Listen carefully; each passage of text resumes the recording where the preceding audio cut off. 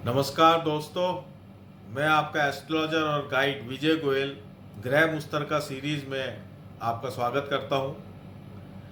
ग्रह मुश्तरका सीरीज में आज एक नया टॉपिक बृहस्पति और शनि को लेके मैं आया हूं। लाल किताब 1941 पेज 231 बृहस्पति शनि पे जो लिखा हुआ है उसका मैं व्याख्यान देना चाहता हूं। इसमें एक बहुत इंपॉर्टेंट बात जो लिखी हुई है वो लिखी है कि ऐसे टेवे की कुंडली जुदा ही होती है। यानी बृहस्पति शनि का अगर कुंडली में कॉम्बिनेशन है या आपस में कोई संबंध है तो ऐसे टेवे की कुंडली जुदा ही होती है। यानी कि ऐसे कुंडली को आपको बिल्कुल अलग तरीके से देखना है। वो एक नॉर्मल कुंडली नहीं है, वो एक स्पेशल कुंडली है, वो एक वीआईपी कुंडली है। इसका मतलब ये है इस लाइन का। तो जब मैंने ये लाइन पढ़ी कि ऐसे टेवे की कुंडली जुदा ही होती है तो मैंने इस पर बहुत ज़्यादा विचार दिया और लाल किताब 1941 का व्याख्यान तो मैं आपको नेक्स्ट वीडियो में लूँगा। इस वीडियो में मैं इसका एक जनरल डिस्क्रिप्शन जो है, एक जनरल जो बात है बृहस्पति और शनि की, वो मैं इसमें करना चाहता हूँ ताकि हमें ये समझ में आए कि बृहस्पति शनि का अगर कॉम्बिनेशन होता है तो वो कुंडली वीआईपी कुंडली क्यों बन जाती है, वो मैं बात को यहाँ समझाना चाहता हूँ। देखिए, बृहस्पति और शनि, इसको फेट एंड फ्री विल भी बोला जाता है ना। बहुत सारी चर्चाएं होती हैं कि फेट ज़्यादा पावरफुल है या फ्री विल ज़्यादा पावरफुल है, भाग्य आपका ज़्यादा पावरफुल है या पुरुषार्थ, फ्री विल यानी पुरुषार्थ आपका ज़्यादा पावरफुल है। ये बहुत चर्चाएं होती हैं, शास्त्रों में इस पर बहुत ज़्यादा व्याख्यान दिए हुए हैं। तो फेट एंड फ्री विल का जो पूरा मैकेनिज्म है ये बृहस्पति और शनि के अंडर में है। ये पूरा मैकेनिज्म इन दोनों ग्रहों के अंडर में है। इसलिए ये दोनों ग्रहों की जो कॉम्बिनेशन है ये बिल्कुल यूनिक है। ये आपके जीवन के मोटो को इंडिकेट करती है, क्योंकि फेट और फ्री विल से ही आपका जीवन बनता है। क्या आपका भाग्य है और क्या आपका पुरुषार्थ है, इसी से आपका पूरा जीवन का निर्माण होता है।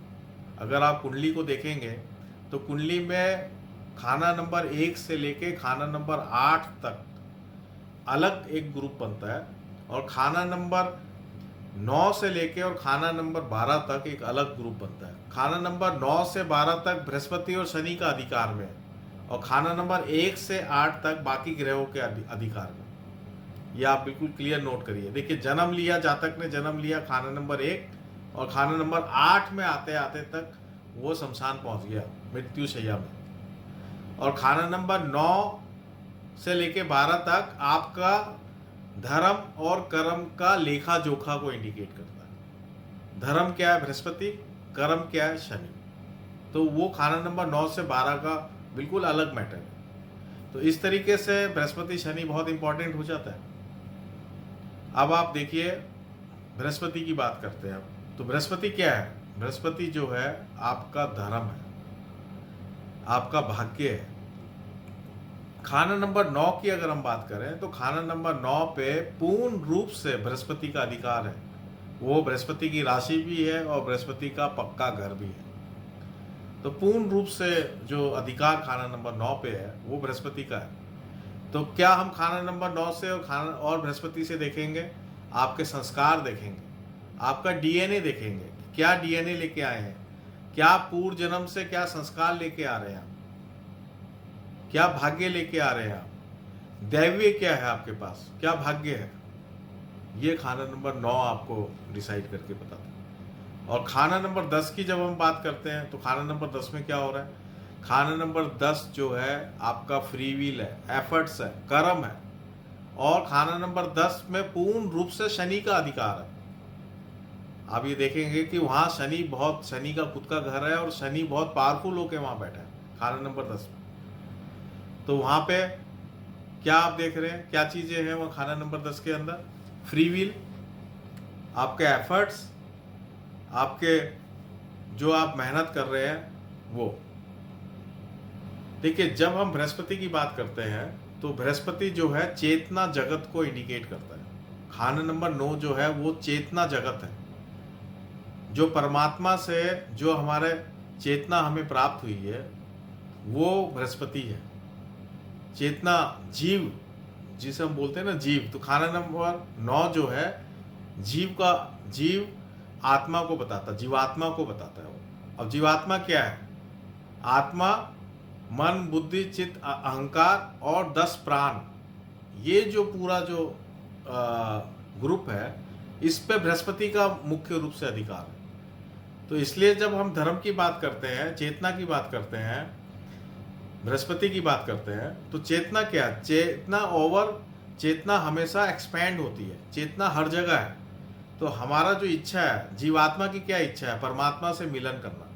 तो जीवात्मा की जो ध्येय है वो परमात्मा की तरफ है। जब जीवात्मा परमात्मा की तरफ चलती है तो वो एक्सपैंड होती है। जब भी जीवात्मा परमात्मा में मिल जाएगी तो वो एक्सपैंड हो जाएगी, बढ़ जाएगी। जैसे एक बूंद जब समुद्र में गिर जाएगा तो बूंद समुद्रमयी हो जाएगा, एक्सपैंड हो जाएगा, पूरा समुद्र ही बूंद हो जाएगा या बूंद पूरा समुद्र हो जाएगा। एक्सपेंशन है वहां पे, इसलिए बृहस्पति एक्सपेंशन का कारक है, क्योंकि वहां चेतना की बात हो रही है। और शनि क्या है? जड़ पदार्थ की जो चेतना है, जड़ पदार्थ को जो इंडिकेट करता है वो शनि है। वो खाना नंबर 10 है। आप खाना नंबर 10 से आप एफर्ट्स कर रहे हैं, शारीरिक चेष्टाएं कर रहे हैं। तो शारीरिक चेष्टाएं क्या है? जो आपका शरीर क्या है? पंच महाभूत के एक देन है। पंच महाभूत से आपके 5 कर्मेंद्रियां बन रही है, 5 ज्ञानेंद्रियां बन रही है। तो इस पे अधिकार किसका है? शनि का। यानी शरीर से जो भी चेष्टाएं हो रही है उसी को कर्म बोलते हैं, उसी को एफर्ट बोलते हैं, उसी को परसिवेरेंस बोलते हैं। तो इसलिए शनि क्या है? अर्थ है ना। खाना नंबर 9 क्या है? धर्म त्रिकोण में आता है। और खाना नंबर 10 किस में आता है? अर्थ त्रिकोण में आता है। तो यानी कि जो चीज आप प्रैक्टिकल कर रहे हैं, जो जड़ पदार्थ से जो चीजें आप पुरुषार्थ के थ्रू जो चीजें आप पैदा कर रहे हैं वो शनि है। तो शनि और बृहस्पति जो है, जड़ चेतना और आध्यात्मिक चेतना, जीवन चेतना, ये दोनों मिलके ही हमारा जीवन बनता है। तो हमारा शरीर और उसके अंदर जो चेतना है, ये दोनों मिलके ही ये हमारा जीवन का रास्ता तय होता है। तो अब क्या है कि यहाँ पे खाना नंबर 9 तो हो गया आपका आध्यात्मिक चेतना, और खाना नंबर 10 हो गया आपका जड़ चेतना, जड़ शक्ति, पदार्थ शक्ति। तो पदार्थ शक्ति का क्या ध्येय है? शनि का क्या ध्येय है? उसका लास्ट एम क्या है? शनि जो है वो शारीरिक भोग को इंडिकेट करता है कि जो शरीर से संबंधित सुख सुविधाएं, भोग हमें प्राप्त हो जाए, जब इच्छा पूर्ति हो जाए, वो शनि है। वो इच्छा पूर्ति का जो स्टैंड ले रहे हैं वो शनि को इंडिकेट करता है। इसलिए खाना नंबर 11 और 12, अब खाना नंबर 11 और 12 को आप समझें, ये बहुत अलग मैटर है। खाना नंबर 11 आपको क्या बता रहा है कि खाना नंबर 11 में बृहस्पति और शनि की वो शक्ति है जहां पे शनि का अधिकार खाना नंबर 11 में ज्यादा है।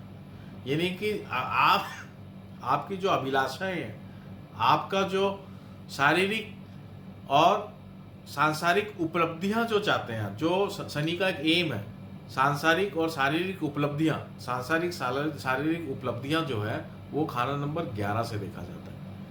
और जो आध्यात्मिक उपलब्धियां, जो मोक्ष की तरफ हम ले जाते हैं, जो हम परमात्मा से मिलना चाहते हैं, जो लिबरेशन हम चाहते हैं, वो खाना नंबर 12 है। तो खाना नंबर 12 में भी शनि और बृहस्पति की इकट्ठी शक्तियां हैं, दोनों रिजल्ट आ रहे हैं। तो जो रिजल्ट सांसारिक उपलब्धि की तरफ ले जाता है वो खाना नंबर 11 है, और शनि बृहस्पति इकट्ठे का जो रिजल्ट आध्यात्मिक उपलब्धि की तरफ ले जाता है वो आपका खाना नंबर 12 है। यानी शनि बृहस्पति जब दोनों मिलते हैं तो उन दोनों मिलने की जो चेष्टाएं हैं, अगर वो सांसारिक उपलब्धि है तो खाना नंबर 11, और आध्यात्मिक परमात्मा की तरफ, लिबरेशन की तरफ अगर उपलब्धि है तो खाना नंबर 12। यानी कि जब शनि जो है राहु की तरफ अग्रसर है, या शनि बृहस्पति का कॉम्बिनेशन जो राहु की तरफ जा रहा है, माया और मोह की तरफ जा रहा है, तो हम खाना नंबर 11 के रिजल्ट हमें मिलते हैं। और शनि बृहस्पति का कॉम्बिनेशन अगर केतु की तरफ जा रहा है तो हमें खाना नंबर 12 के, यानी मोक्ष के, अध्यात्म के, उसके रिजल्ट मिलते हैं। देखो शनि जो जड़ पदार्थ होता है वो हमेशा डिकेइंग होता है, वो हमेशा खत्म हो रहा होता है, वो डीके होता है, इसलिए वहाँ कॉन्ट्रैक्शन होता है, इसलिए शनि को कॉन्ट्रैक्शन का कारक माना है। ठीक है। और बृहस्पति क्योंकि चेतना एकदम हमेशा फैलती है तो उसको एक्सपेंशन का कारक माना है। तो ये शनि और बृहस्पति की मैं आपको बात बता रहा था कि शनि और बृहस्पति जो है यानी खाना नंबर 11 और खाना नंबर 12 दोनों का रिजल्ट 360 डिग्री रिजल्ट है, धर्म, अर्थ, काम और मोक्ष। तो काम और मोक्ष अपने आप में एक 360 डिग्री रिजल्ट है, और धर्म और अर्थ ये दोनों मिलके ये अपने आप में एक 360 डिग्री रिजल्ट है। ये मैं बात कहना चाहता हूँ कि जो चीज़ 11 में है वो चीज़ 12 में नहीं है, जो चीज़ 12 में है खाना नंबर 12 में वो चीज़ खाना नंबर 11 में नहीं है। वैसे भी अगर आप इसको एक बहुत सारा क्वेश्चन आता है कि फेथ आगे है या फ्री विल आगे है, तो इस पे मत्स्य पुराण के अंदर चैप्टर 221 में काफ़ी मत्स्य भगवान ने जो है मनु को जो है समझाया है कि कौन सी चीज़ ज़्यादा फायदेमंद है, मतलब फेथ आगे है या फ्री विल यानी कर्म आगे है। तो वहाँ पे नॉर्मली ये बताया गया है कि कर्म ही प्रधान है, कर्म ही प्रधान है। उसको इस ढंग से बताया है कि जो कर्म आप कर लेते हैं वो ही आगे जाके दैवीय बन जाता है, यानी वो आपका भाग्य बन जाता है। ये बात वहाँ पे बताई गई है। और फिर उसमें ये बताया है कि कैसे सत्वगुण कर्म से क्या रिजल्ट आते हैं, रजोगुण कर्म से क्या रिजल्ट आते हैं, और तमोगुण कर्म से क्या क्या रिजल्ट आते हैं, यानी क्या भाग्य बनता है, कैसा भाग्य व्यक्ति का बनता है। तो वो वहाँ पे बात बताई गई है, वो आप पढ़ सकते हो। इसके अलावा एक चर्चा मैं और करना चाहूँगा कि समुद्र मंथन, सागर मंथन की बहुत ज़्यादा चर्चा है। आप अगर महाभारत में देखेंगे तो वहाँ सागर मंथन की चर्चा की गई है, रामायण में भी सागर मंथन की चर्चा की गई है, पद्म पुराण में की गई है, विष्णु पुराण जो पाराशर ऋषि ने विष्णु पुराण भी लिखी है और भरत पाराशर होरा शास्त्र भी लिखा है, ज्योतिष का जो ग्रंथ है भरत पाराशर होरा शास्त्र वो भी पाराशर ऋषि ने लिखा, विष्णु पुराण भी। तो विष्णु पुराण में भी सागर मंथन की चर्चा की गई है, और भी मत्स्य पुराण, पद्म पुराण, मतलब बहुत सारी जगह सागर मंथन की चर्चा की गई है, क्योंकि ये बहुत ही महत्वपूर्ण टॉपिक रहा है। तो सागर मंथन भी जो है बृहस्पति और शनि का ही गेम नजर आता है मुझे, क्योंकि जो देव सेना है, देव जो लोग हैं वो बृहस्पति के ग्रुप है, जो बृहस्पति का ग्रुप है वो देव है, जो शनि का जो ग्रुप है लाल किताब में दोनों ग्रुप अलग अलग बताए हैं, देव और दानव का ग्रुप अलग अलग है। जो बृहस्पति का जो ग्रुप है वो देव है और शनि का जो ग्रुप है वो दानव है। ठीक है, यानी कि मेटेरियलिस्टिक अपलिफ्टमेंट और आध्यात्मिक स्पिरिचुअल अपलिफ्टमेंट, ये दोनों अलग अलग बात हो गई। ठीक है ना। और जो पर्वत है, जो पर्वत है आपका, वो पर्वत जो है वो आपका शरीर है, और जो नीचे कछुआ है जो घूम रहा है वो आपकी आध्यात्मिक चेतना है। यानी पर्वत है शनि, शनि यानी कर्म, पंचभूत का महाशरीर, जो पंचभूत का जो शरीर है हमारा वो पर्वत है, और जो नीचे कछुआ है जो उसकी हेल्प कर रहा है, उसको घुमाने के लिए नीचे सपोर्ट कर रहा है, पूरे पर्वत को झेल के रखा हुआ है, वो जो विष्णु भगवान जो वहाँ पे कछुए के रूप में है वो आपका जीव आत्मा है। विष्णु भगवान जो है वो जीव आत्मा है, जो परमात्मा जीवात्मा, शरीर के नीचे बृहस्पति यानी शनि के नीचे बृहस्पति, ये शनि बृहस्पति कॉम्बिनेशन है वो, पर्वत और कछुआ। और एक तरफ तो है देव, एक तरफ है दानव, दानव की तरफ जो है राहु है, मुख, सर्प जो है, राहु जो हो गया मुख हो गया, और केतु जो हो गया पूंछ हो गया। तो मुख क्या है, राहु का मुख मोह माया शक्ति, मुंह से ही आप भोग करेंगे, है ना। मुख का मतलब भोग करना, है ना, भोग करने की जो प्रवृत्ति है, शारीरिक भोग करने की जो प्रवृत्ति है, शरीर का जो हमारी जो चेष्टा है वो राहु, एंट्री गेट। तो एंट्री गेट जो है आपका मोह माया जो है वो राहु, वो दानव ने उनको पकड़ा। और पूंछ क्या है, देवताओं के हाथ में है, यानी मोक्ष, एग्जिट गेट, कि हमने हमारी प्रवृत्ति नहीं है वहाँ, निवृत्ति है, हम निकाल रहे हैं, वहाँ खा रहे हैं 11th, और केतु क्या है, निकालना, पूंछ निवृत्ति, मोक्ष, लिबरेशन। तो वहाँ पे देवताओं ने वहाँ उस पूंछ को पकड़ रखा है, और दोनों मिलके सागर मंथन कर रहे हैं, और वो मंथन हो रहा है, और उसमें से 11th हाउस और 12th हाउस दोनों की आइटमें निकल रही है। तो जिसको 11th हाउस की आइटम चाहिए वो 11th हाउस में जा रहा है, जिसको 12th हाउस की आइटम चाहिए वो 12th हाउस में जा रहा है। तो इस तरीके से ये सागर मंथन, सीड सागर मंथन भी बोलते हैं, यानी ocean of milk. Milk, ocean of milk का मतलब ये है कि मन के जो विचार हैं, आपके मन के अंदर जो हजारों हजारों तरंगे हैं, वो सीड सागर है आपका, चंद्रमा जिसे हमें, तो उसका जो मंथन हो रहा है, ये सागर मंथन की कहानी है। तो इस तरीके से ये बृहस्पति और शनि, मैंने एक थोड़ा सा आपको आइडिया दिया है कि ये कितना महत्वपूर्ण है कुंडली में, और ये 9 से 12 पूरा उस पर होल्ड है। एक बात और इसमें बताई गई है कि आप लाल किताब भी पढ़ेंगे तो कि जब भी शनि जो है राहु की तरफ, उसका जो मूवमेंट है, शनि केतु को छोड़ के आ गया और राहु की तरफ मूवमेंट है, तो शनि को अच्छा बताया है, क्योंकि जड़ पदार्थ जो है उपलब्धियों में, सांसारिक उपलब्धियों में, जड़ वाली जो उपलब्धियां हैं उसमें उसको सफलता मिलती है, उसमें शनि अच्छा बताया।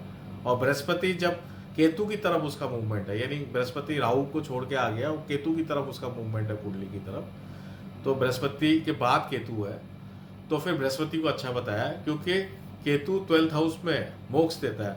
तो यानी बृहस्पति जब केतु की तरफ चल रहा है तो व्यक्ति जो है मोक्ष का अधिकारी या 12th हाउस की तरफ है, उसको बृहस्पति अच्छा बताया गया, लाल किताब में भी बताया गया, ओवरऑल सब जगह ये बात बताई गई है। तो ये भी मैं साथ में इसमें जोड़ रहा हूँ। तो ये एक शनि और बृहस्पति का मैंने इसमें विचार दिया। आगे हम जो है लाल किताब 1941 पे जो पूरा व्याख्यान है पेज वाइज, वो मैं आपको दूंगा। मैं इसको यहीं पर ही विराम देता हूँ। धन्यवाद।